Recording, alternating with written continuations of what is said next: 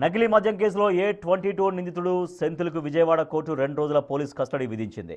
మార్చి 1, 2 తేదీలో ఎక్సైజ్ అధికారులు అతడిని విచారించబోతున్నారు.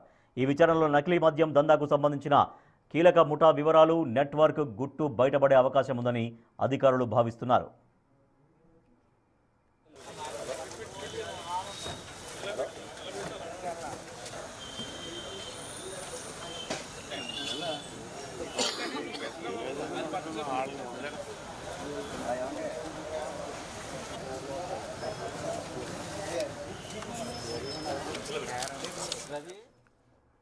నకిలీ మద్యం కేసులో A22 నిందితుడు సెంథిల్కు విజయవాడ కోర్టు 2 రోజుల పోలీస్ కస్టడీ విధించింది.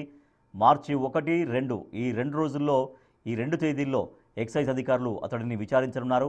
ఈ విచారణలో నకిలీ మద్యం దందాకు సంబంధించిన కీలక ముఠా వివరాలు, ఇంకా ఎవరెవరున్నారు, ఈ నకిలీ మద్యం కుంభకోణంలో ఎవరి పాత్ర ఎంత అనే వివరాలతో పాటుగా నెట్వర్క్ గుట్టు మొత్తం బయటపడే అవకాశం ఉందని అధికారులు భావిస్తున్నారు.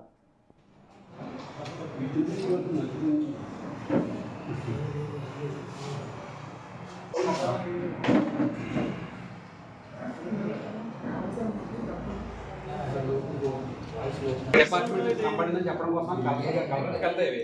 కలెక్టర్